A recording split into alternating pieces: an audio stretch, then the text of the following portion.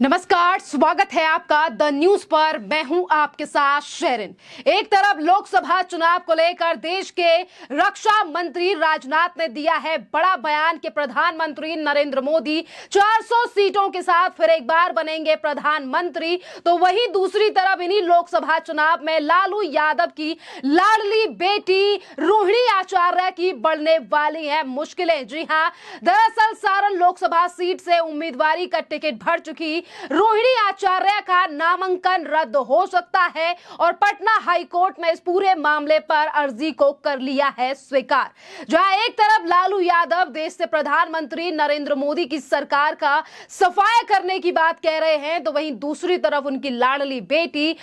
यानी कि रोहिणी आचार्य की मुश्किलें खड़ी होती हुई नजर आ रही हैं। जिस तरीके से नामांकन करते वक्त जो है वो कई चीजों का ध्यान और जानकारी जो है वो नामांकन पत्र में नहीं दी गई है लालू यादव की बेटी के द्वारा। जी हां, पटना हाईकोर्ट में इसके खिलाफ पूरा मामला जो है वो पहुंच चुका है और अब जल्द ही पटना हाईकोर्ट जो है वो इस पूरे मामले पर सुनवाई की तारीख देने वाला है। जहां मंजूरी की तारीख जो है वो तय कर दी गई है कोर्ट की तरफ से, तो वहीं दूसरी तरफ याचिका में यानी कि सारण विधायन लोकसभा से चुनाव लड़ने का ऐलान करने वाली रोहिणी की कई चीजों को लेकर मुश्किलें बढ़ने वाली हैं। एक तरफ सवाल खड़ा हो रहा है, क्या रोहिणी की नागरिकता भारतीय है या फिर सिंगापुर की? तो वहीं दूसरी तरफ जो ब्यौरा दिया गया है जायदाद से लेकर चल संपत्ति का, इस पर कितनी जानकारी सही दी गई है और कितनी नहीं। जी हां,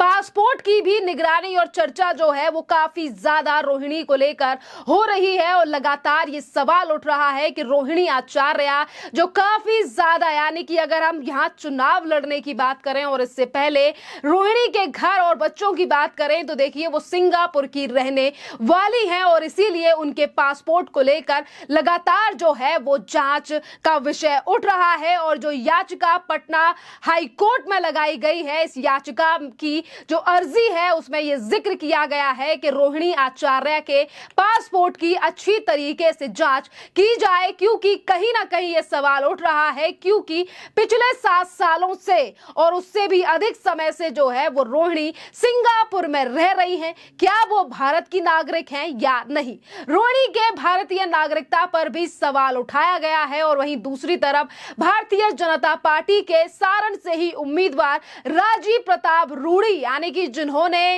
लालू यादव की बेटी के खिलाफ लगाई है ये याचिका, वो लगातार इस बात पर जोर दे रहे हैं कि जो भी चीजें नामांकन के दौरान लालू यादव की बेटी यानी कि रोहिणी आचार्य के द्वारा दी गई हैं, इस पर वो खुलकर बात करें और बताएं कि आखिरकार क्या क्या गलतियां और नामांकन में क्या क्या चीजें जो हैं वो छुपाई गई हैं। याचिका में संविधान का हवाला देते हुए कहा गया है कि रोहिणी अनुच्छेद 84 और 102 के तहत लोकसभा चुनाव लड़ने के लिए योग्य नहीं है। याचिका में कहा गया है कि रोहिणी सिंगापुर की निवासी हैं और अपने नामांकन पत्र में उन्होंने जो है वो गलत जानकारी दी है कि वो भारत की नागरिक हैं। उन्होंने अपने घर का पता भी नहीं दिया है। चल अचल संपत्ति के बारे में सही जानकारी नहीं दी गई है। रोहिणी आचार्य सिंगापुर में रहती हैं, लेकिन उन्होंने सिंगापुर के इनकम का ब्यौरा भी यहां पर नामांकन पत्र में नहीं दिया है।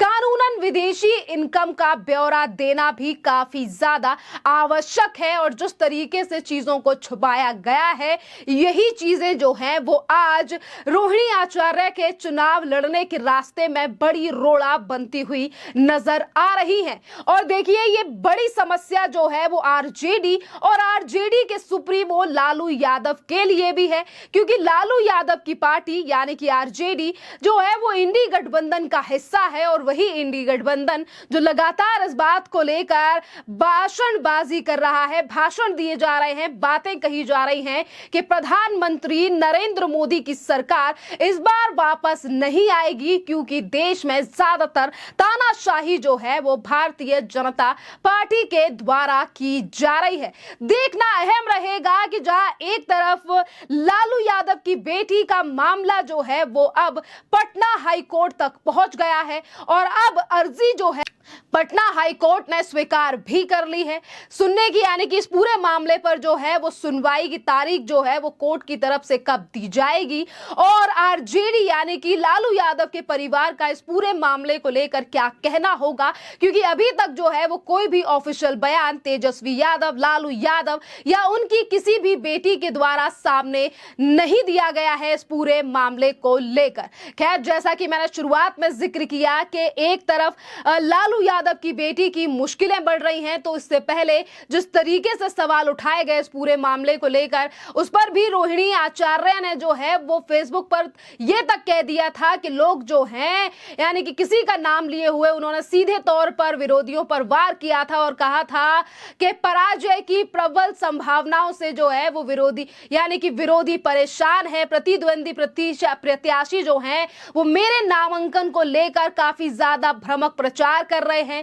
रोहिणी आचार्य ने लिखा था कि सारण की जनता मालिक करेगी और झूठ फरेब के कारोबारियों को परास्त करेगी। पर आज जिस सारण को लेकर यानी कि सारण लोकसभा और वहां की जनता को लेकर तमाम लुभावने वादे देने वाली रोहिणी आचार्य आज खुद ही अपने ही द्वारा बनाई गई मुश्किलों में जो है वो फंसती हुई जा रही हैं। जिस तरीके से नामांकन करते वक्त जो है वो कई चीजों का ध्यान नहीं दिया गया है या फिर चीजों को जानबूझकर छुपाया गया है, ये तमाम चीजें तो अब आगे चलकर कोर्ट ही तय करेगा। वहीं दूसरी तरफ अगर हम बात करें देश के रक्षा मंत्री राजनाथ की, तो अपने बातों में उन्होंने सीधे तौर पर कहा है कि जिस तरीके से विपक्ष आज आरक्षण को लेकर झूठ फैला रहा है कि अगर प्रधानमंत्री नरेंद्र मोदी फिर एक बार सत्ता में आते हैं तो आरक्षण को खत्म कर दिया जाएगा, पर ये सभी झूठी बातें हैं, क्योंकि जो संविधान में लिखा है और उसी के हिसाब से जो है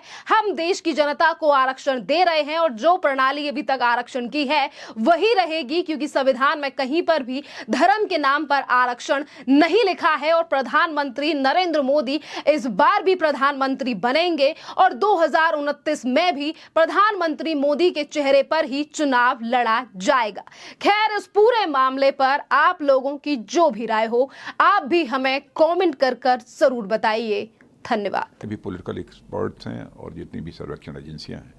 इस बात का दावा कर रही हैं कि इस बार भी पहले से अधिक मेजॉरिटी के साथ इस बार बीजेपी लेड एनडीए की गवर्नमेंट यहाँ पर बनने जा रही है। 400 का संकल्प जो हम लोगों ने निर्धारित किया है बीजेपी नेतृत्व की एनडीए का, उस 400 के लक्ष्य प्राप्त करने की ओर हम तेजी के साथ आगे बढ़ रहे हैं। सर, उन्होंने उसी वार्ता में एक बात और बोली कि अगर भाजपा कल को वापस आती है सरकार में तो रिजर्वेशन खत्म हो जाएगा, संविधान खत्म हो जाएगा और जो इलेक्शन का प्रोसेस ये भी खत्म हो जाएगा। रिजर्वेशन समाप्त करने का प्रश्न ही नहीं खड़ा होता, क्योंकि भारत के संविधान में धर्म के आधार पर रिजर्वेशन का कोई प्रोविजन नहीं है, इसलिए धर्म के आधार पर कोई भी आरक्षण नहीं होगा। और जो आरक्षण की व्यवस्था चल रही है वह आरक्षण की व्यवस्था यथावत चलती रहेगी। इसे केवल मैं नहीं कह रहा हूं, बल्कि हमारे देश के प्रधानमंत्री ने स्वयं इस बात को लेकर जो है देशवासियों को पूरी तरह से आश्वस्त किया है। ये सारी विपक्षी पार्टियां देश की जनता को गुमराह करके उनका समर्थन हासिल करना चाहती हैं। मेरा यह मानना है कि सार्थक राजनीति यदि की जा सकती है तो केवल और केवल सच बोलकर सार्थक राजनीति की जा सकती है, और बराबर अब तक इन लोगों ने देश की जनता को गुमराह करके उनका समर्थन हासिल करने की इन लोगों ने कोशिश की है। और मैं ये भी कहना चाहता हूँ, विश्वसनीयता का संकट, क्राइसिस ऑफ क्रेडिबिलिटी भारत की राजनीति में पैदा करने के लिए कोई जिम्मेदार है तो यही लोग जिम्मेदार हैं, कांग्रेस और उनके सहयोगी। और भारतीय जनता पार्टी देश की अकेली पॉलिटिकल पार्टी है जो कुछ भी है इलेक्शन मैनिफेस्टो में हम लोगों ने कहा है अक्षरशः गवर्नमेंट बनने के बाद उसे पूरा किया है। सर, संविधान को लेकर काफी टिप्पणी भी बोला था और इधर केजरीवाल जी ने बोला कि भाजपा आएगी तो संविधान खतरे में है, खत्म हो जाएगा। संविधान में सर्वाधिक यदि संशोधन परिवर्तन यदि किसी इन लोगों ने किया है, यहाँ तक कि संविधान की जो आत्मा होती है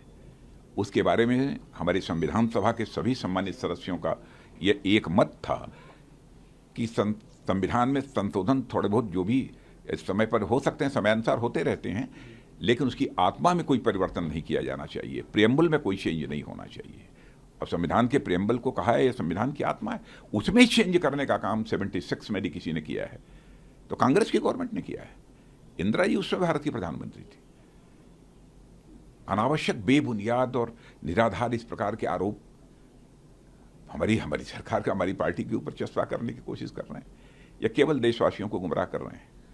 सर केजरीवाल जी ने पीएम को लेकर भी तो उसमें क्या बोलना चाहेंगे?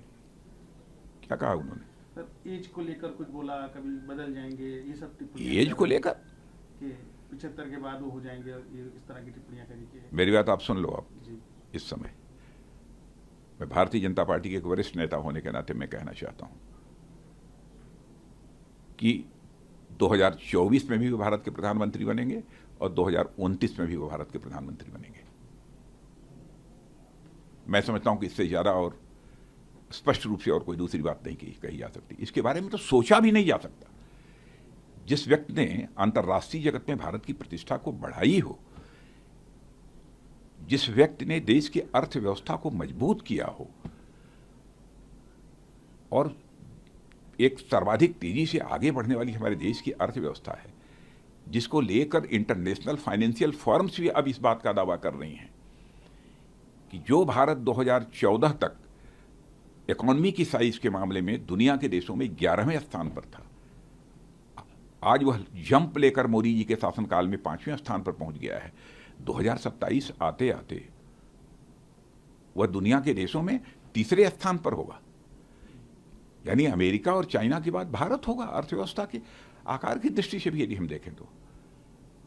यानी भारत तो बड़ी तेजी के साथ विश्व की महाशक्ति बनने की ओर तेजी से आगे बढ़ रहा है। तो हम महाशक्ति बनना चाहते हैं तो किसी को धमकी देने के लिए महाशक्ति नहीं बनना चाहते। हम महाशक्ति यदि बनना चाहते हैं तो विश्व कल्याण के लिए, क्योंकि हमारे देश के ऋषियों और मनुष्यों ने वसुधैव कुटुंबकम का संदेश सारे विश्व को दिया है। क्योंकि हम भारत की सीमा में रहने वाले लोगों को ही अपने परिवार का सदस्य नहीं मानते हैं, बल्कि पूरे विश्व की धरा पर रहने वाले लोगों को अपने परिवार का सदस्य मानते हुए ही हमारे ऋषियों और मनीषियों ने वसुधैव कुटुंबकम का संदेश दिया है। और धर्म के आधार पर भी भेदभाव का प्रश्न ही नहीं खड़ा होता। चाहे हिंदू हो, मुसलमान हो, ईसाई हो, यहूदी हो, जो भी भारत का नागरिक है वह सभी हमारे परिवार के सदस्य हैं।